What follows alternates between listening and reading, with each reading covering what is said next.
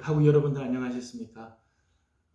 갑자기 노예 일이 생겨서 오늘은 수업을 직접 하지 못하고 영상을 올려드립니다. 여러분 가운데 우리 하나님의 선하신 손길이 함께 하길 바랍니다. 오늘은 영국의 종교개혁에 대해서 우리가 함께 공부를 하려고 합니다. 영국 종교개혁은 이제 크게 두 부류로 생각을 할 수 있습니다. 하나는 정치적인 측면에서의 종교개혁적인 그런 부분들이 있고, 하나는 교회 영역에서 종교개혁을 하는 그런 영역이 맞물려 있는 그런 부분들이 있습니다. 지난 시간에 우리가 보았던 스코틀랜드의 그 왕조에 대해서 제가 설명을 해드리고, 그래서 스코틀랜드 종교개혁에 대해서 말씀을 나누었는데, 오늘은 영국의 왕조, 잉글랜드 왕조를 소개를 하면서 영국 종교개혁을 소개를 하도록 하겠습니다. 말씀드린 것처럼 영국, 특별히 잉글랜드의 종교개혁은 이런 정치적인 그런 부분들과 굉장히 맞닿아 있습니다. 그래서 잉글랜드는 정치적인 부분에서는 왕을 중심으로 하는 왕당파와 의회를 중심으로 하는 의회파, 이 둘 사이에서의 긴장이죠. 이 왕당파는 다분히 캐톨릭적인 요소가 있고, 의회파들은 개혁교회, 특별히 장로교회의 영향을 많이 받고 있습니다. 이것이 이제 정치적인 부분에서도 나타나고, 그 다음에 교회에서도 이런 부분들이 이제 나타나게 되어집니다.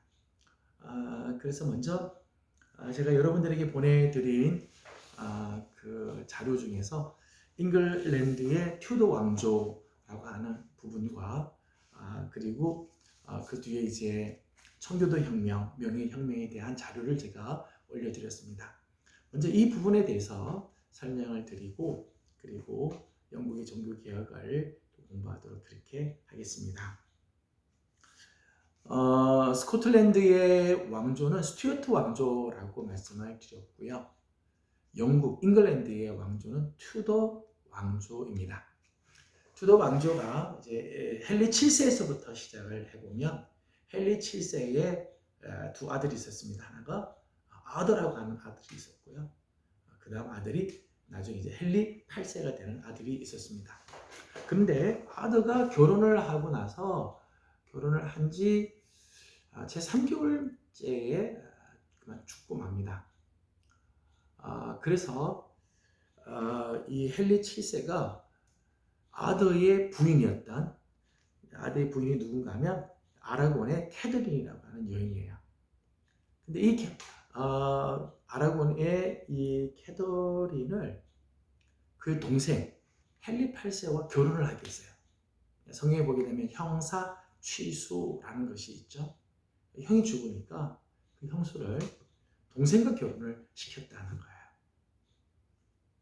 그 하게 된 이유는 뭔가 하면, 사실은 이 아라곤의 캐더린이 스페인과 긴밀한 연관이 있어요. 스페인 찰스 5세, 찰스 5세와 친척 관계에 있었습니다. 그러니까 스페인의 힘을 계속해서 유지하고 그 힘을 얻기 위해서는 이 아라곤의 캐더린을 그냥 내버려 둘 수가 없고, 자기의 둘째 아들과 결혼해서 계속해서 스페인의 힘을 이어가기를 원했다는 거예요.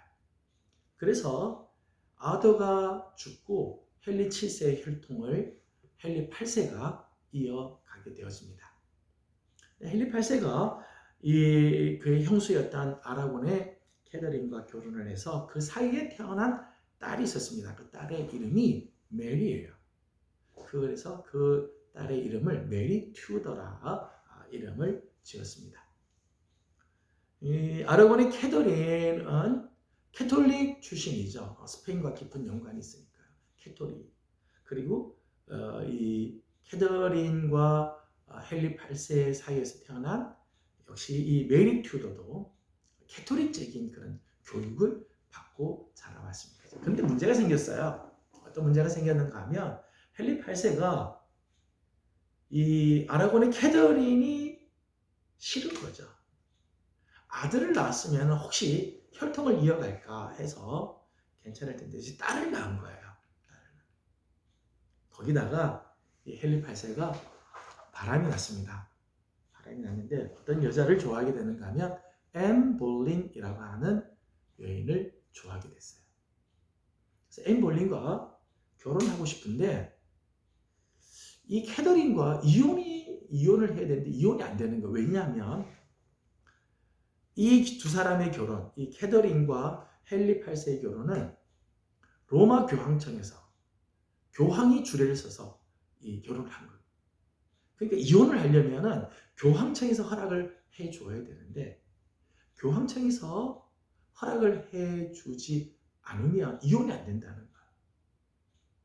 더더욱 교황청은 스페인의 칼 5세와 찰스 5세와 긴밀한 관계가 있었어요. 그렇기 때문에 교황청에선 처음에는 허락을 했다가 나중에는 허락을 하지 않게 되죠. 그러니까 헨리 8세가 이 캐더린과 이혼을 하고 앤 볼린과 결혼을 하기 위해서는 로마 캐토릭과 결별을 해야 됐어요. 그래서 결별을 선언을 합니다. 그것이 유명한 수장령입니다. 수장령. 1534년 헨리 8세는 영국에 있는 모든 교회의 수장은 국왕이 겸한다 라고 하는 것을 발표했습니다. 이게 수장령이에요. 그러니까 국왕이 영국 교회의 수장으로 임명한다는 거죠. 그래서 영국의 종교개혁은 독일의 종교개혁이나 스위스의 종교개혁과는 좀 다른 부분들이 있어요. 영국의 이 개신교를 영국 국교회라고 하고 혹은 성공회라고도 말을 합니다. 로마 캐토릭과 갈등 속에서 로마 캐토릭의 간섭을 받지 않고 개혁을 했다고 하는 면에서는 종교개혁적인 영향이 있지만은 사실은 성경적인 부분들을 따지고 그리고 하나님의 나라를 생각해서 하는 개혁이기보다 헨리 8세 개인의 욕심을 위한 발단이었다고 말할 수 있습니다. 당시 토마스 무어라고 하는 경이 있었습니다. 토마스 무어 경은 이 수장에 대해서 반대를 해요. 교회의 머리로서의 왕에 대한 충성을 맹세하기를 거부하죠. 왕에게 충성하는 건 내가 충성하겠다. 하지만 교회의 머리로서 왕에게 충성한다는 것은 이건 있을 수가 없다는 거예요. 왕도 똑같은 평이다. 하나님께서 모두가 다 평신도다는 거예요. 평신도다. 그 평신도가 교회의 수장이 될 수 없다는 거예요. 어떤 개인도 자기 마음대로 교회의 법을 변질시킬 권한이 없다고 주장을 합니다. 이만큼이 수장령에 대해서 사람들이 반대하는 그런 부분들이 많이 있었습니다. 끝내 앤 볼린과 결혼합니다. 그리고 앤 볼린 사이에서 자녀가 태어났는데 그 자녀가 엘리자베스 1세예요. 엘리자베스 1세. 엘리자베스 1세는 이 개혁교회적인 그런 경향이 많이 있겠죠. 로마 캐토릭에서부터 벗어나서 영국 국교에서 태어났으니까 개혁교회적인 그런 경향들을 많이 띠게 되었습니다. 이 엘리자베스의 어머니가 앤 볼린이라고 그랬어요. 이 앤 볼린이 왕비로서 있었던 기간이 한 3년 남짓해요. 3년 남짓. 그러니까 한 1000일 정도 되죠. 그리고 나서 이 앤 볼린이 처형을 당해 죽습니다. 그래서 그 앤 볼린의 별명이 천일의 앤, 그래요. 천일의 앤. 여러분 많이 들어보셨죠? 천일의 앤이라고 이야기를 합니다. 앤 볼린이 아들을 낳지 못하고 딸을 낳으니까 헨리 8세가 마음이 또 변했어요. 그래서 이번에는 제인 소이모어라고 하는 여인과 결혼을 하게 됩니다. 제인 소이모어 사이에서 태어난 아이가 에드워드 6세예요. 에드워드 6세. 지난 시간 스코틀랜드 종교개혁하면서 낙스가 프랑스의 포로로 잡혔을 때 중재하고 낙서를 풀어줬던 사람이 에드워드 6세죠. 그 에드워드 6세입니다. 이 마크 트웨인의 소설 속에 나오는 왕자와 거지라고 하는 그 소설 속에 모티브가 되는 사람이죠. 에드워드 6세가 이제 태어나게 되죠. 에드워드 6세는 개혁교회적인 그런 성향이 있었어요. 그래서 헨리 8세가 죽고 헨리 8세의 혈통 왕위를 누가 이어가는가 하면 에드워드 6세가 이어가게 됩니다. 근데 에드워드 6세가 몸이 약해서 어릴 때 죽어요. 그리고 나니까 누가 그 왕통을 이어가게 됐는가 하면 첫 번째 딸이었던 메리 튜더가 왕위를 이어가게 되죠.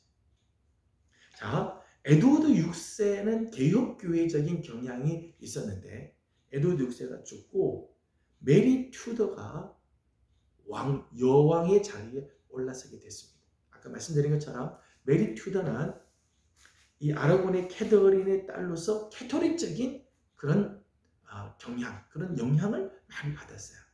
그러니까 개혁교회를 무시하고 영국 국교회를 무시하고 다시 캐토릭으로 돌아가자라고 하는 마음이 있었다는 거예요. 더더욱 이 메리 튜더는 한이 맺힌 게 있었습니다. 한이 맺힌 게 있어요. 그게 뭔가 하면 자기 어머니 캐더린이 폐위를 당한 게 너무너무 억울한 거죠. 너무 억울해요. 그래서 이 메리 튜더가 여왕으로 되고 나서는 수많은 개혁교회 사람들을 죽여요. 그래서 이 메리가 피의 메리, 브라디 메리라고 하는 별명을 붙게 돼요. 엄청난 개혁교회 사람들이 이 메리에 의해서 죽임을 당하게 되어지죠. 끝내 메리 튜더도 처형을 당하게 되고 그 다음 왕위는 누가 이어가는가 하면 엘리자베스가 이어가게 되죠. 그래서 다시 한번 영국 국교회, 개혁교회가 영국을 다시 지키게 되는 그런 계기가 되어지게 됩니다. 엘리자베스는 개혁교회적인 그런 성향을 가지면서 영국 국교회를 이끌어가는 그런 모습들이 있었는데 엘리자베스가 1558년에서 1603년까지 꽤 오랜 기간 동안 여왕의 자리를 지키고 있었습니다. 근데 이제 엘리자베스가 결혼을 하지 않아요. 결혼하지 않고 죽게 되자 왕자가 없이 죽게 돼서 왕위를 어떻게 이어갈 건가 하는 문제가 생기게 되죠. 그래서 스코틀랜드의 제임스 6세가 잉글랜드의 제임스 1세로 오게 되죠. 지난 시간에 이 부분에 대해서는 말씀을 드렸어요. 그래서 잉글랜드에서는 튜더 왕가가 이제 끝나고 스코틀랜드의 스튜어트 왕가가 잉글랜드의 왕위를 계속해서 이어서 스코틀랜드와 잉글랜드가 같은 왕을 모시게 되어지게 되죠. 이렇게 제임스 6세, 스코틀랜드의 제임스 6세가 잉글랜드에서는 제임스 1세로 재위를 하게 되어집니다. 근데 이 제임스 1세가 왕위에 오르면서요. 어떤 생각을 많이 가졌는가 하면 왕권 신수설을 강조하기 시작해요.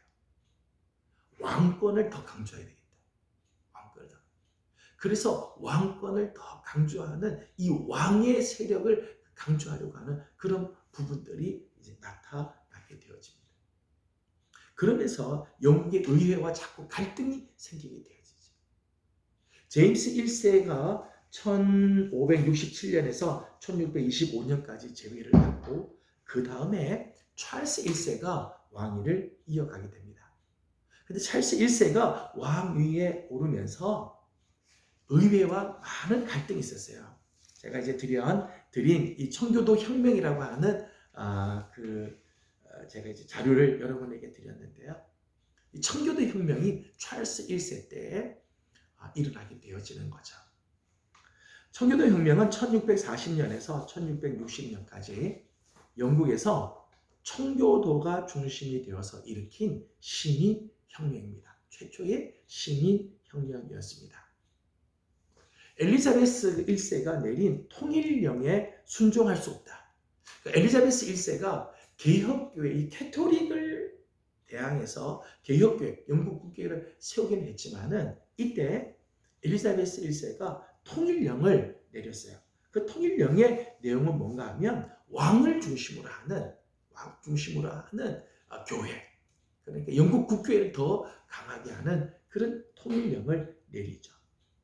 그러면서 엘리자베스는 국교회 내에 존재하고 있는 로마 카톨릭적인 제도나 의식의 일체를 배제하고 깔뱅주의적인 그런 개혁에 열심을 했습니다. 그런데 이 제임스 1세 그리고 찰스 1세 때에 들어오면서요, 비국교도로서 심한 박해를 받게 돼요. 그러니까 이 제임스 1세와 찰스 1세 때 영국 국교회 사람이 아닌, 다시 말하면 장로교 사람들은 심한 박해를 받고 외국으로 유럽 대륙, 네덜란드와 같은 대륙으로 피난을 가는 일들도 있었어요. 그런 과정 속에 어떤 모습이 누가 있었는가 하면 미국 신대륙 플리머스로 식민지를 개척하러 떠난 메이플라워도 그때 이제 떠나게 되는 거죠. 영국 국교회에 속해 있지 않으면 박해를 심하게 받으니까 이제 떠나가게 되어졌다는 거예요. 제임스 1세는 스코틀랜드 출생으로서 영국의 의회를 제대로 이해를 하지 못했습니다. 영국이라고 하는, 이 잉글랜드라고 하는 사회를 잘 이해하지 못해서 왕권 신수설을 굉장히 강조했어요. 왕의 이 권한은 하나님이 주신 거다라고 하는 것을 강조를 많이 하죠. 그래서 이 많은 사람들이 이런 제임스 1세의 이런 생각들에 대해서 반대를 하는 경우들이 많았어요. 그 다음 왕이 찰스 1세인데 찰스 1세는 절대주의를 한층 더 강화해서 의회의 승인도 없이 관세를 징수하고 선박세를 부과하며 헌금과 공채를 강제로 거둬들이는가 하면 그것을 응하지 않은 사람들은 투옥을 하는 일들이 있었습니다. 그러니까 왕이 절대 권력을 주장하고 절대주의적인 그런 생각을 가지니까 영국 안에 있는 의회를 무시하는 거죠. 심지어는 이 찰스 1세 때는요, 의회가 4번이나 모였는데 4번을 다 해산을 시켜버렸어요. 왕 자기 말을 듣지 않는다고 해산을 시켜버릴 정도였습니다. 이게 이제 1629년에 의회를 해산하고 1640년, 그러니까 11년 동안 의회 없는 정치를 이 찰스 1세가 막 해가게 되어지는 거죠. 이렇게 되니까 의회파 사람들이 왕의 너무 절대적인 권력을 주면 안 된다. 이래서 시민혁명이 일어나게 됐어요. 그때 그 시민혁명을 이끌어갔던 중추 세력이 누군가 하면 청교도, 퓨리탄이라고 하는 청교도, 장로교 사람들이 그 세력의 중심축을 이루었습니다. 그래서 그것을 청교도 혁명이라고 이야기를 합니다. 그래서 찰스 1세 때 이 청교도 혁명이 일어나고 의회와의 갈등 이후에 의회와 이 갈등들을 이제는 해소하면서 의회 측에서 뭘 요구했는가 하면 권리 청원이라고 하는 것을 요구를 했어요. 왕에게 국민들이 가질 수 있는 권리, 왕으로서 해서는 안 될 것들과 국민들이 보장해야 할 권리들을 주장하는 권리 청원이라고 하는 것을 제출하고 찰스 1세는 그것을 허락하게 되어집니다. 그 이후로 이제 찰스 2세가 이어가고 제임스 2세가 그 뒤를 이어가게 되는데 찰스 2세 그리고 제임스 2세 역시 왕의 그런 절대적인 권력을 차지하고 유지하기를 원하는 그런 마음들이 있었는데 의회와 늘 갈등이 있게 되죠. 결국은 제임스 2세 때 제임스의 딸이었던 메리가 네덜란드의 오렌지라고 하는 오렌지 공작과 결혼을 하게 됩니다. 그런데 의외가 사람들이 제임스 2세를 몰아내고 제임스의 딸인 메리 2세 그리고 그와 결혼한 이 오렌지 공작을 윌리엄 3세로 즉위를 시켜서 영국으로 다시 불러들입니다. 그리고 영국의 왕으로 이제 세우게 되죠. 근데 이 과정에서 전쟁을 하지 않고 피를 흘리지 않고 제임스 2세가 왕위를 내려놓고 메리 2세와 그리고 윌리엄 3세 이 두 부부가 공동으로 왕위에 올라서 영국을 잉글랜드를 전체를 이어가는 왕위를 계승받게 되어집니다. 그래서 피를 흘리지 않고 혁명이 성공되었다 해서 그것을 명예혁명이라고 이야기를 합니다. 명예혁명을 하고 난 다음에 명예혁명을 이루고 나서 이 의회의 사람들이 임금에게 권리선언이라고 하는 것을 제출했어요. 권리선언을 제출하고 그 권리선언을 기초로 해서 1689년에는 권리장전이라고 하는 것을 승인받게 하였습니다. 청교도 혁명을 통해서는 권리청원이라고 하는 것이 나왔고 명예혁명을 통해서는 권리장전이라고 하는 것이 나왔어요. 권리장전의 내용은 이런 내용입니다. 제가 드린 자료의 4페이지를 보시면요. 권리장전의 내용들이 나옵니다. 영국 국왕의 존재를 절대 전제군주로 규정하고 국왕의 충성을 맹세하는 영국 의회와 영국 국민만이 누릴 수 있는 자유와 권리와 자유를 규정하는 법률이다. 그렇게 했어요. 국왕이라고 해도 부정할 수 없는 영국 국민이 예로부터 이어온 재반 권리를 확인했다고 말할 수 있습니다. 그러니까 영국의 국왕은 절대적인 전제 군주로서 인정을 해준다는 거예요.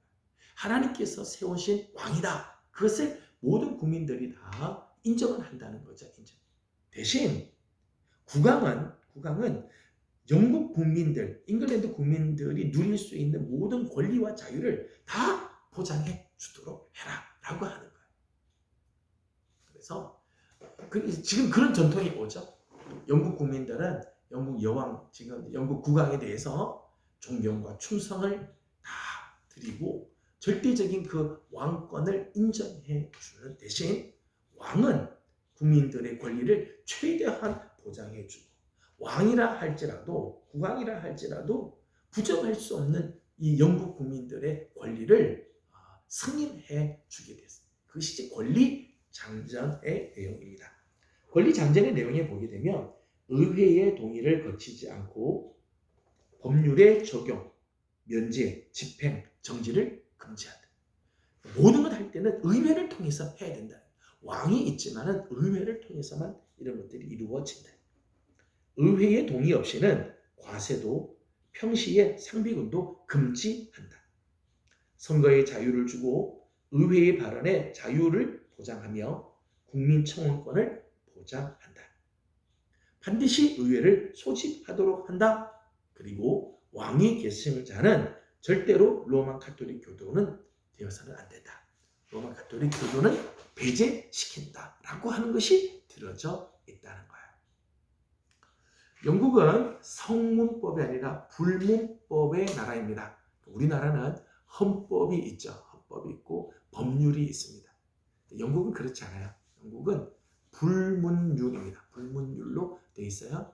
전통 속에 이제까지 왔던 판례들을 근거로 해서 모든 것이 지어지죠. 그런데 영국에는 굉장히 민주주의의 중요한 세 개의 문건이 있습니다. 하나는 대헌장, 마그나 카르타라고 하는 1215년에 나온 존이라고 하는 왕 때 나온 마그나 카르타, 대헌장이 있고요.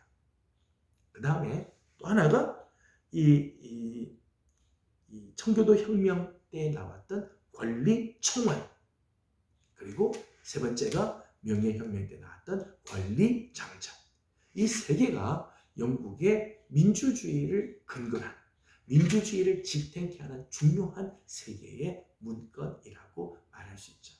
그 중에 두 개가 이 영국의 종교개혁과 맞물려 있는 부분이라는 것입니다. 그래서 지금 제가 이제 설명해 드린 부분은 이제 정치적인 측면에서 영국 종교개혁이 어떻게 일어나게 됐고, 영국 종교개혁이 일어나면서 계속해서 왕과 의회 사이에서는 어떤 갈등들이 있었고 어떻게 이것들이 진행되었는가에 대한 부분들을 제가 말씀을 드렸습니다. 이제 제가 드린 교재 중에 영국의 종교개혁이라고 하는 부분들이 있죠. 그 부분들을 보겠습니다. 이것은 이제 교회 안에서 이제 국왕과 의회의 충돌, 그 속에서 영국은 어떻게 결정하고 어떻게 갔는가라고 하는 부분보다 교회는 장로교회의 이 교리를 어떻게 받아들이고 영국 국교와의 관계는 어떤 식으로 이것들이 이어져 내려오게 되었는가라고 하는 부분들입니다. 영국 종교개혁은 서론 부분을 보면 제가 이렇게 써드렸습니다. 루터와 칼뱅에 의해서 시작된 개혁운동은 영국에서 만개를 하였습니다.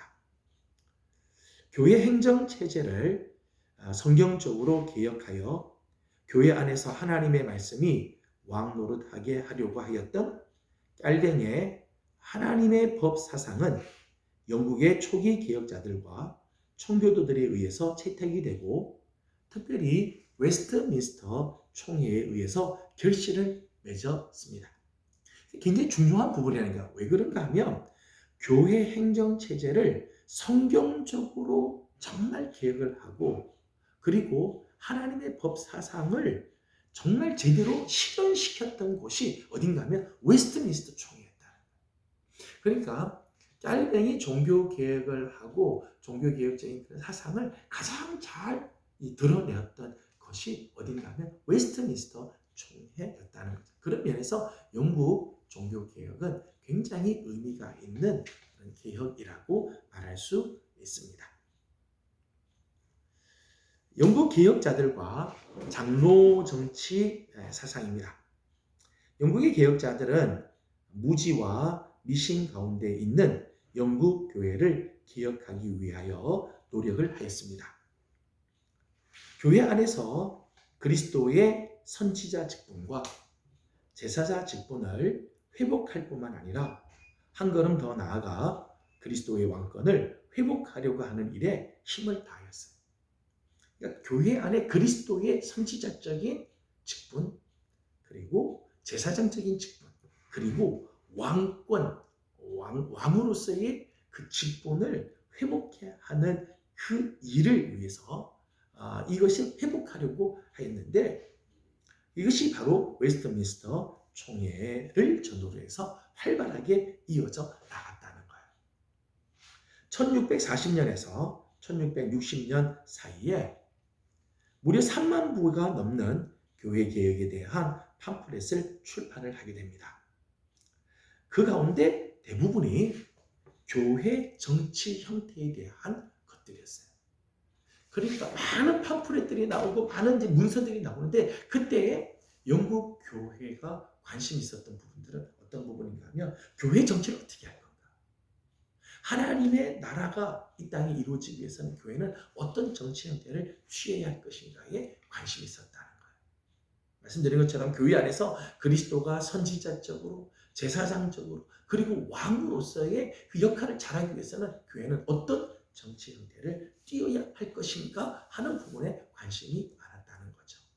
특별히 영국 교회에서는 장로교도들은 이 직분론을 근거로 해서 평등과 자율과 연합을 강조를 하였습니다. 초기 개혁자들을 보게 되면 초기 개혁자들은 영국 국교회, 영국 장로교도는 성경이 보여주는 교회 정부 형태가 장로 정치이며 신약교회는 장로와 집사라는 두 가지 직분만 존재하였다고 강조를 하고 주장을 했습니다. 그러니까 이제 영국 장로교도는 성경이 보여주는 교회의 진정한 모습은 장로교다. 영국 국교회도 아니고 감독 정치도 아니고 로마 캐토릭도 아니고 성경이 정말 강조하는 교회의 정부 형태는 장로교회다. 장로 정치다. 그리고 교회 안에는 성경을 보면 두 개의 직분밖에 없다는 거예요. 하나는 장로, 하나는 집사. 사실 그렇죠. 바울이 쓴 바울 서신을 보게 되면 장로에 대한 권면이 있어요. 집사에 대한 권면이 있습니다. 두 개의 직분만 있다. 그렇게 주장을 하였습니다. 이 직분론은요, 이 직분 사상은 헨리 8세와 그의 아들 에드워드 6세를 도와서 영국 교회를 개혁했던 캔터버리의 대주교였던 토마스 크랜머에게서도 발견이 되어진 부분들이었어요. 이 크랜머는 오늘날의 당회와 같은 교회 법원을 운영할 것과 그러한 기관들이 모인 지역 노예의 설립을 제안하게 되었습니다. 크랜머의 이 직분론 사상은요, 존 막스에 의해서 더욱 발전이 되었습니다. 지난 시간에 스코틀랜드 종교개혁을 공부를 하면서 에드워드 6세가 막스를 이 프랑스 노예로 잡혀간 데서부터 구출해 주죠. 그리고 막스의 인품, 그 막스의 사상을 참 귀하게 여겨서 로체스터 주교로 임명을 하려고 했었다고 말씀을 드렸어요. 그때 막스가 영국 국교회는 감독 정치다. 그런 성경적인 것이 아니라고 해서 그 로체스터의 주교 자리를 거부합니다. 근데 이 사건이 영국인들에게는 신선한 충격을 줬어요. 야, 그 좋은 자리인데 왜 그것을 거부할까? 그러면서 낙스를 다시 보았다는 거예요. 낙스는 교회 정치는 감독 정치가 아니다. 장로 정치가 정말 성경적인 정치다라고 해서 그것을 내려놓았다. 이게 영국 사람들에게 굉장히 신선한 충격을 주게 되었습니다. 교회 정치 사상은 폴란드의 종교개혁자였던 존 라스코에게서도 나타나게 되었습니다.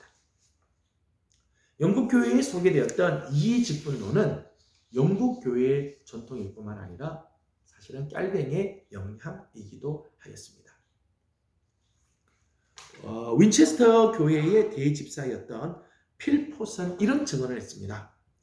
나는 제네바 교회를 따르며 그 교회의 교리를 따른다. 왜냐하면 그것들은 보편적이고 사도적이기 때문이다. 윈체스터 교회의 대집사도 이런 고백을 하는 거예요. 깔뱅이 이 세운 교회, 제네바 교회, 그 교회가 따르고 있는 교리가말로 이것이 보편적이고 사도적인 것이다. 그렇게 주장을 하고 증언을 할 정도였어요.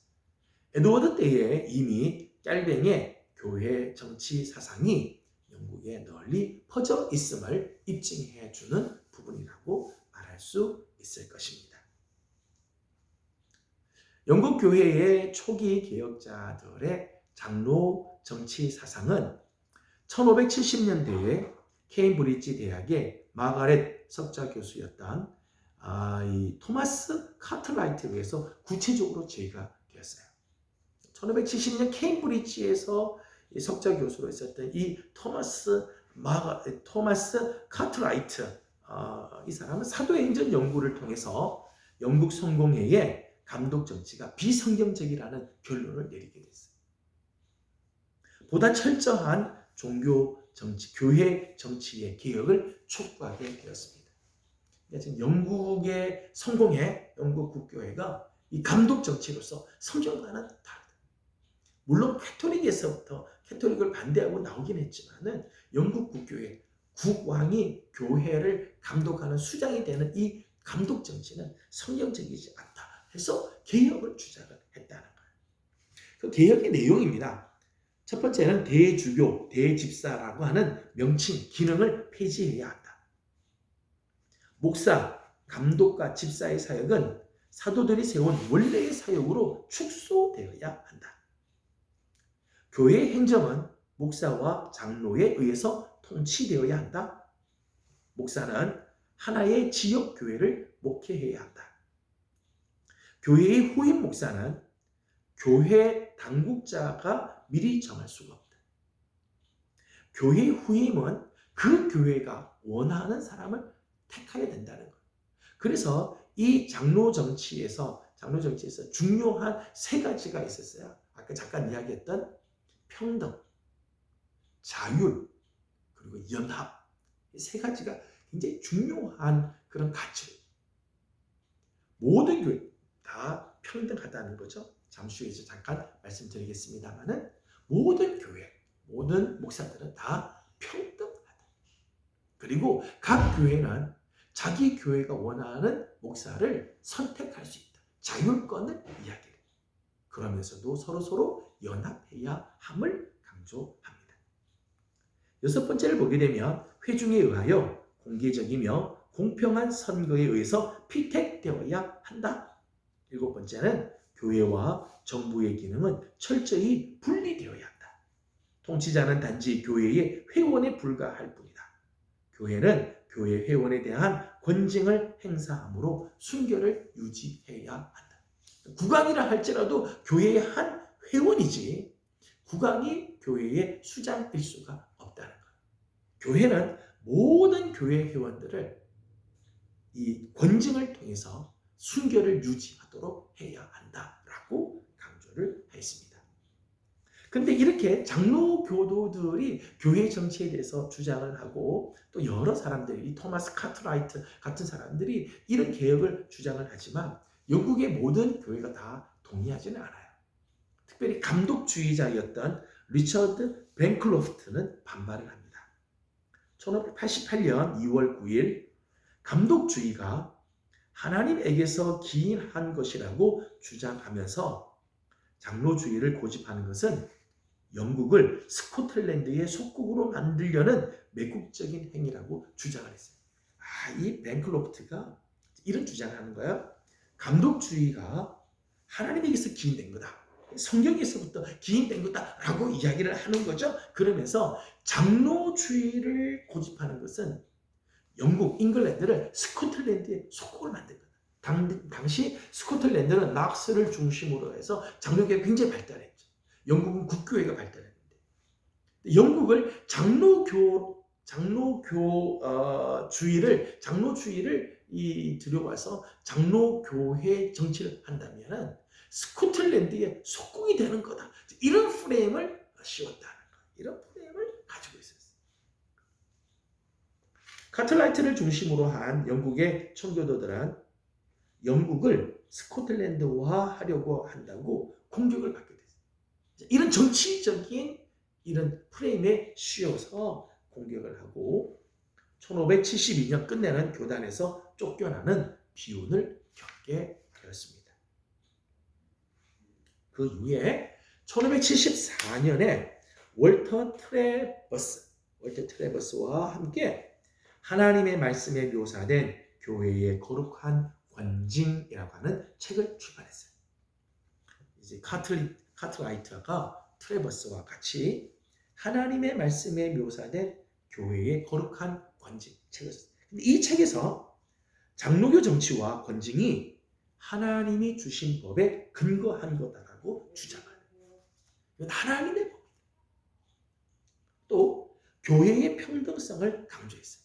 모든 교회는 다 감독 정치의 특징은 위아래가 있는 거죠. 그런데 장로교회의 특징, 모든 교회가 다 평등하다. 장로교회의 기본 원리인 교회의 평등을 주장하고 신약 교회의 직분을 목사, 교사, 장로, 집사로 주장을 하였습니다. 깔뱅의 사중직이라는 거죠. 목사, 교사, 장로, 집사로 주장을 했습니다. 카틀라이트는 가장 무호한 교회 정부가 교부들에 의해 발전되었다고 하는 존 위트기프트의 사상을 배척하면서 성경만이 교회가 다스려져야 할 원리를 제공한다고 주장을 하였어요. 교부들에 의해서 나온 생각이 아니라 성경이 말하는 게 뭐냐 이런 것을 더 강조했다는 거죠. 트레버스는 1617년 출판되었던 충분하고 평이한 교회 권징의 선언에서 모든 것이 하나님의 말씀에 따라 개혁되어지는 교회에서는 오랫동안 그 순수성이 보존되었다. 그러므로 오늘날 우리의 교회 안에 존재하는 모든 부패한 모습은 하나님의 말씀이라고 할 수 있는 맑은 샘을 떠나 냄새나는 웅덩이와 도랑과 같은 교황의 꿈과 상상에서 나왔기 때문에 생겨난 것이다. 이런 글을 썼어요. 정말 성경, 정말 맑은 샘과 같은 성경에서부터 나왔다면 교회가 이렇게 부패하지 않았을 거다. 오히려 하나님의 말씀을 따라 개혁하고 그 말씀을 따라 지키려고 했던 교회는 오랫동안 그 순수성을 지켜왔지만 말씀을 떠나고 나면 교회가 부패한다라고 하는 것을 지적해 주었습니다. 무능한 목사의 축출, 감독 제도의 폐지, 장로의 선출, 등급이 없는 대회들을 통한 교회의 통치를 주장하였습니다. 하여서 엘리자베스 치하의 영국 교회에 크게 영향을 미치게 되었습니다. 1572년 존 필트와 토마스 윌콕, 이 두 사람은 교회의 고위성직자들, 예전과 교회 정치를 비판하는 의회에 대한 권고를 써서 장로교 운동을 전개하였습니다. 장로교 정치를 계속해서 이제 발전시켜가는 거죠. 존 필드, 토마스 윌콕, 교회의 고위성직자들, 예전, 교회 정치 이런 것들을 비판을 하면서 장로교 운동을 전개했습니다. 11월 20일 일부의 장로교도들은 원스워스에서 최초의 장로교회를 세우게 되고 장로교 운동을 시작하였습니다. 1586년에서 1588년 사이 장로교 운동은 절정을 이루고 두 개의 국가적인 대회가 열릴 정도였습니다. 1590년에는 500여 명의 목사들이 장로 정치 사상은 성경적이다라고 주장을 했어요.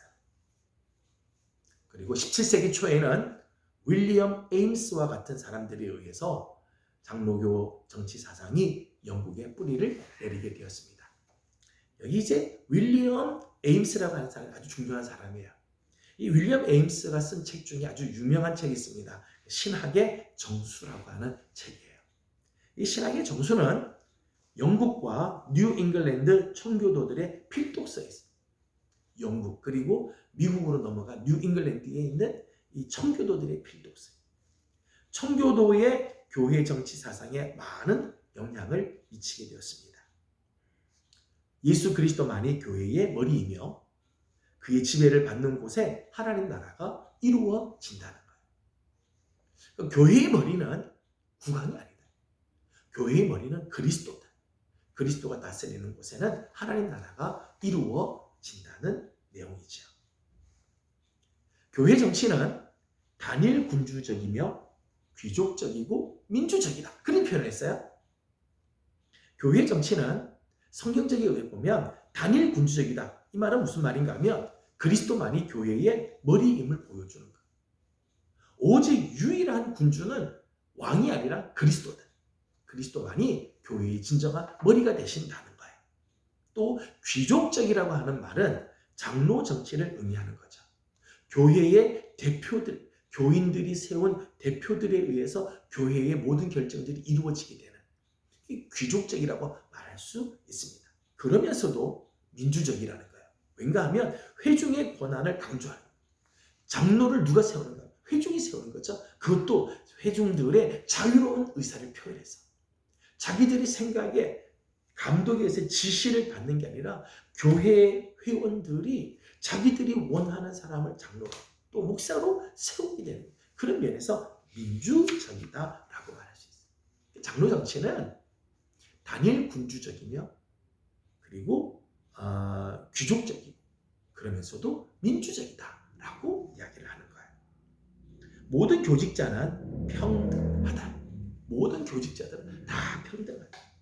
책임에 있어 다른 직원의 권세에 종속하지 않으며 각자는 직접적으로 그리스도에 의존한다. 어떤 다른 직원의 권세에 속해 있는 게 아니라 그 안에 있는 게 아니라 각자는 다 직접적으로 그리스도에 의해서 의존하고 그리스도를 의존하고 그리스도의 다스림과 통치를 받는다라고 하는 의미입니다. 이것이 이제 윌리엄 에임스가 쓴 신학 정수에 나오는 내용의 부분들입니다. 잠깐만 쉬었다가 계속해서 공부를 이어가도록 하겠습니다. 잠깐만 쉬도록 하겠습니다.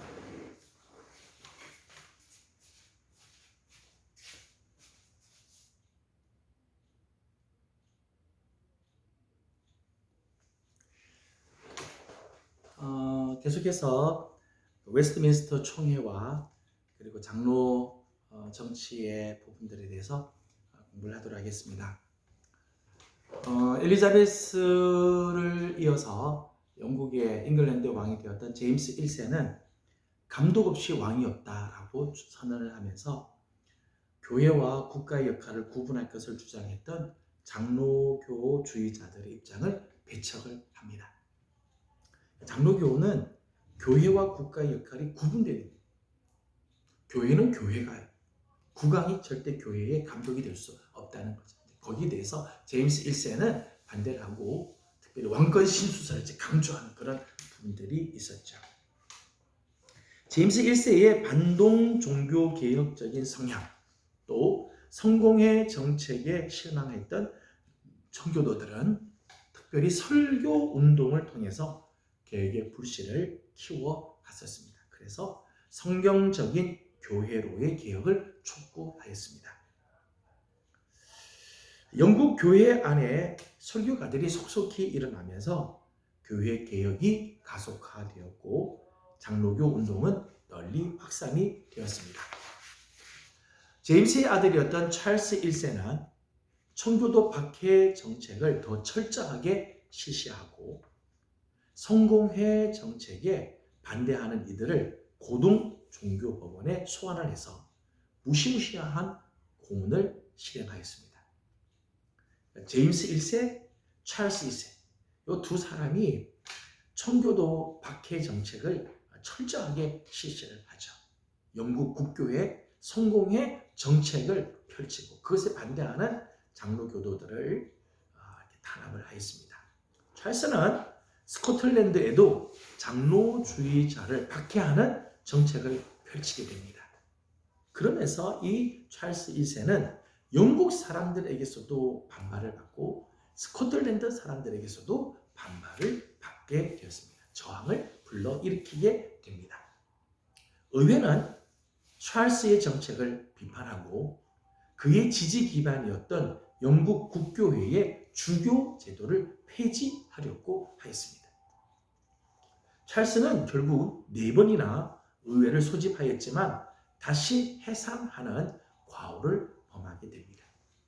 그러니까 이제 의회가 찰스의 정책을 반대하고 그리고 이 찰스의 이 권위, 이 왕권을 이 지지해주는 영국 국교회의 주교 정책 이걸 폐지하려고 하니까 의회를 모이지 못하게 하는 거죠. 모임을 폐지시키고 모임을 해산시키는 일을 4번이나 하였습니다.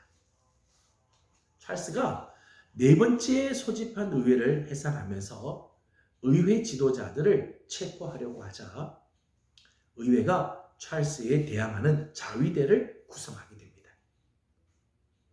이러한 혼란의 시기에 의회 지도자들은 국가적인 위기를 극복하기 위해서 영국 전역에서 목사들을 초청을 합니다. 그리고 웨스트민스터 총회를 소집하게 돼요. 그러니까 찰스의 이 대항하는 그런 이 모습을 갖고 국가적인 위기를 극복하기 위해서 웨스트민스터 총회가 열리게 되었던 거죠. 영국 교회의 신앙 고백과 예배와 교회 행정 체제를 로마 카톨릭 교회의 잔재로부터 완전히 개혁함으로 성경적인 교리, 성경적인 예배, 성경적인 교회 정부 형태를 회복하고자 하였다는 거예요. 사실 이 웨스트민스터 총회가 굉장히 중요한 총회가 되었습니다. 이 총회는 개혁주의적 장로교도의 신앙의 정수인 웨스트민스터 신앙 고백서를 만들어내게 되죠. 지금도 우리가 웨스트민스터 신앙 고백서, 소요리 문답, 대요리 문답을 가지고 신앙 교육을 시키기도 하잖아요. 개혁교회, 특별히 개혁주의적 장로교도의 신앙의 정수라고 말할 수 있어요. 특별히 그 중에서 장년 교육을 위해서 만든 게 대요리 문답이고, 어린이와 자녀 교육을 위해 만든 지침서가 소요리 문답입니다. 예배에 대한 성경적인 원리를 제시한 것이 공예배 지침서이고, 교회 정치 문제를 다룬 것이 장로교회 정부론이라고 합니다. 이런 것들이 장로교도의 표준 문서로 만들어지게 되어집니다. 그래서 이제 앞으로 이런 몇 가지 문서들을 잠깐 보도록 하겠습니다. 1645년 1월 의회는 공예배 지침서를 영국 교회가 따라야 할 기준으로 채택을 하였어요. 모든 영국 교회는 이 공예배 지침서를 따라서 예배를 진행하도록 하라. 1648년에는 장로교회 정부론을 영국 교회의 정치 원리로 승인하게 되었습니다. 1646년 장로교 공동선언인 교회 정치에 대한 신성한 권리라고 하는 것을 작성을 하고, 영국 의회는 같은 해 3월에 교구에서 장로를 선출할 수 있도록 허락해 주었습니다. 특별히 그 중에서 장로교회 정부론이라고 하는 이 책은요, 총회는 장로교회 정부론을 통해서 교회 정치에서 예수 그리스도의 왕권을 회복되어야 한다고 주장을 했어요. 교회는 왕이신 예수 그리스도의 통치를 받는 영역이 되어야 한다고 주장을 합니다. 교회의 머리는 절대 사람이 아니다. 국왕이라 할지라도 교회의 왕이 될 수가 없다. 오직 그리스도 예수만이 교회의 왕이시다라고 하는 거죠. 그러면서 두 가지를 강조했습니다. 하나의 보편적인 교회만 존재하는데, 이러한 교회는 그리스도의 재림 때까지 지상에 존재하게 되어진다. 지역교회는 그리스도를 믿는 믿음을 고백하고 그리스도와 사도들이 가르치신 신앙과 생활의 규칙을 따라 순종하는 가견적 성도와 그들의 자녀로 구성이 되어진다. 보편적인 교회와 가견적 이 지역교회를 구분을 하는 거죠. 예수 그리스도를 머리로 하는 모든 교회는 다 교회다. 보편적인 교회죠. 그러면서도 그리스도를 믿는 믿음을 고백하고 신앙과 생활의 규준에 따라 순종하는 가견적 성도가 있는 지역교회가 있다는 거예요. 이것은 쯔빙글리 이후 발전되어 온 교회의 계약적인 면을 강조하고 있습니다. 장로교회의 정부로는 그리스도께서 지상의 교회를 세우신 목적은 하나님의 말씀으로 성도들을 불러 모아 훈련하여 완전하게 하는 데 있다고 보았습니다. 교직자를 교회를 위하여 그리스도께서 세우신 일꾼으로 이해를 합니다. 교직자는 목사나 이런 교직자들은 그리스도께서 교회를 위해서 세우신 일꾼이다. 목사, 교사, 장로, 집사와 같은 직분은 그리스도 예수께서 재림하실 때까지 교회를 위하여 존재해야 한다고 주장을 하였습니다. 여러분 잘 아시는 것처럼 목사, 교사, 집사, 장로는 이런 직분들이 있는 거죠. 목사는 기도와 성경 연구에 전념하면서 공적인 예배 때 성경을 봉독하고 설교를 통하여 성도들을 권면하며 설득하고 교정받고 이 삶을 변화시키고 교훈하며 견책하고 위로하는 역할을 합니다. 말씀을 확산하며 교리문답을 가르치고 성례를 집행하며 축복하고 가난한 자들을 보호하고 교인들을 치리하는 일들을 목사는 감당한다는 것이죠. 교사는 우리가 지금 말하는 교회학교 교사를 말하는 게 아니라 사실은 진리, 교리를 바로 세우는 자들을 말합니다. 교사는 성경 해석과 바른 교리를 가르치는 일과 반론을 펴는 사람들을 설득하는 직분입니다. 목사처럼 성례와 권징을 시행하며 성경을 해석하고 교수하는 일들을 함께 하는 사람들입니다. 반면에 집사는 구제하는 직분으로 설교하거나 성례를 집행할 수 없고 다만 가난한 자들을 돌보고 필수품을 분배하는 일들을 하는 거죠. 이제 구제하는 일에 나서서 하는 사람들입니다. 장로는 교회와 행정에 있어서 목사를 돕는 직분이고 다스리는 직분으로 종신직이며 그의 임무는 여러 가정을 방문하고 그들에게 속한 양떼의 영적인 상태를 살피는 것입니다. 그래서 목사 장로를 항존직이라고 이야기를 하죠. 종신직이에요.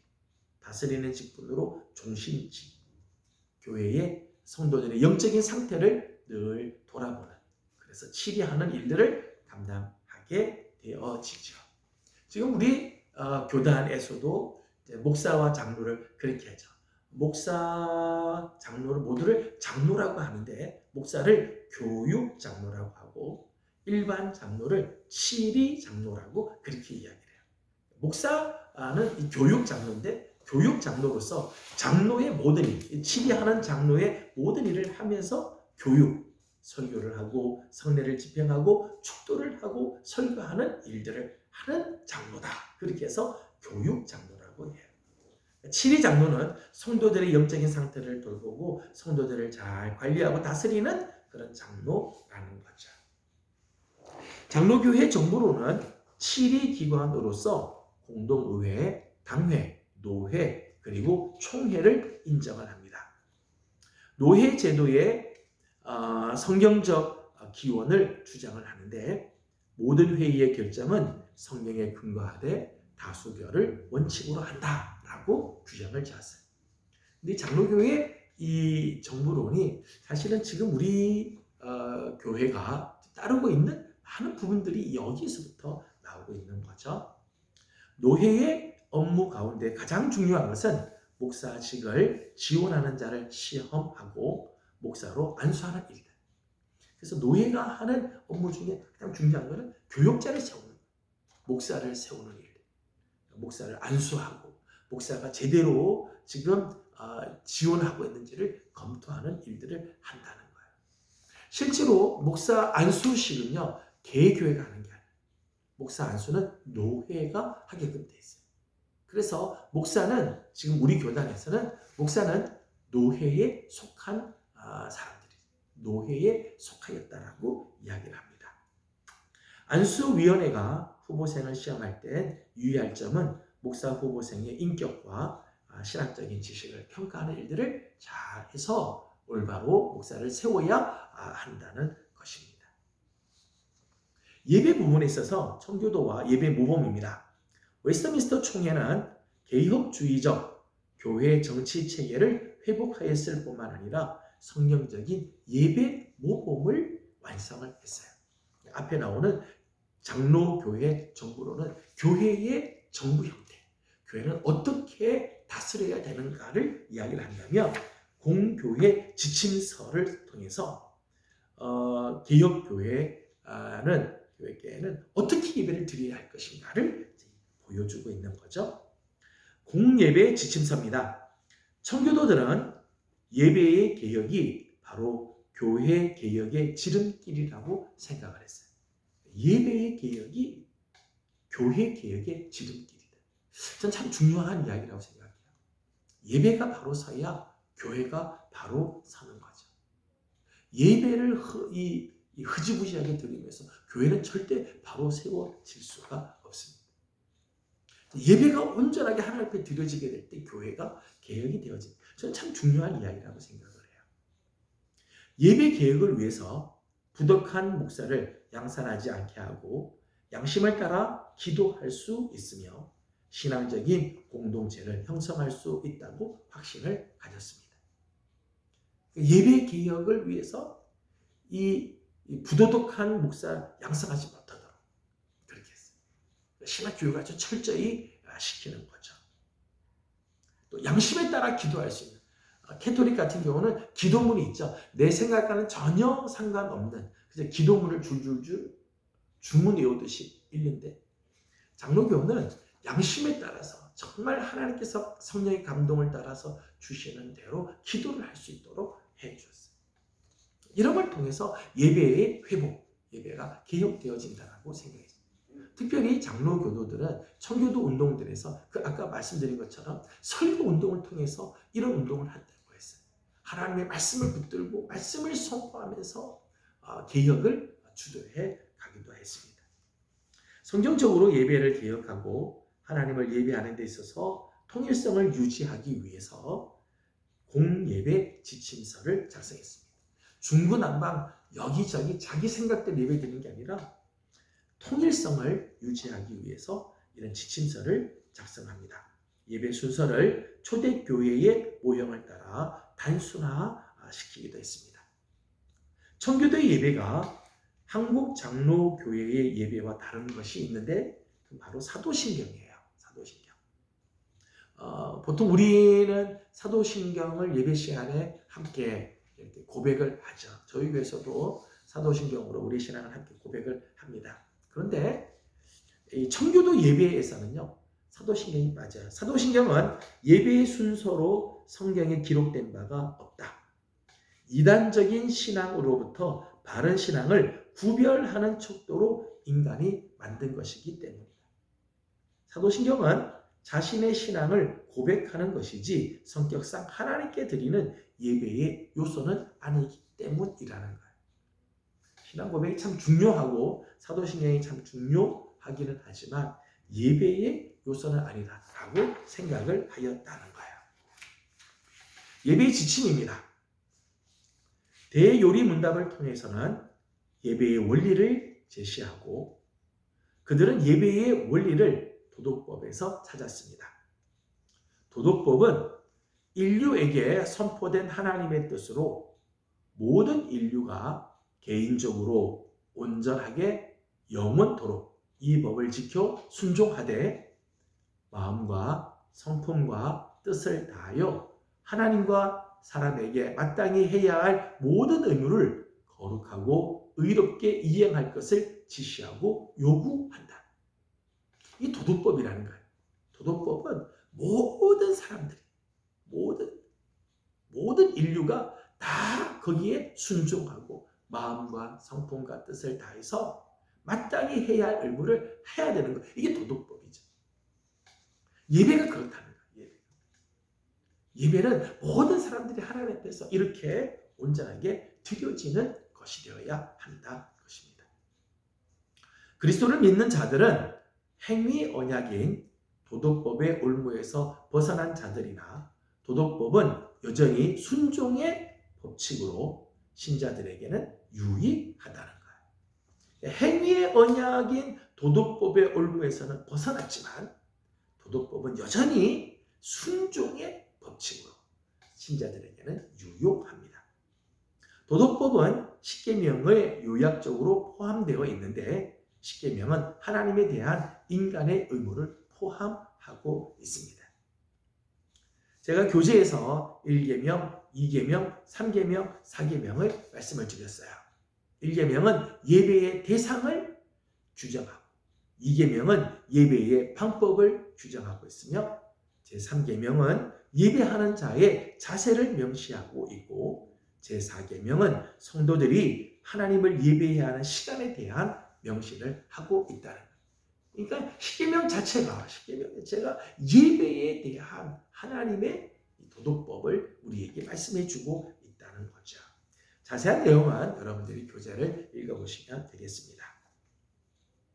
청교도들은 예배의 원리로 성경에 계시된 대로 하나님 한 분만 신령과 진정으로 예배하며 언제 어디서나 하나님을 예배하되 특별히 주일을 구별하여 예배할 것을 주장하였습니다. 청교도들의 성경에 명한 것만을 예배의 내용으로 해야 한다라고 하는 이 사상. 성경에 명한 것만을 예배의 내용으로 해야 된다고 하는 이 사상은 개혁주의 신학 전통을 따른 것으로 현대 개혁주의 교회의 예배 모험이 되기도 하였습니다. 청교도들은 예배 원리를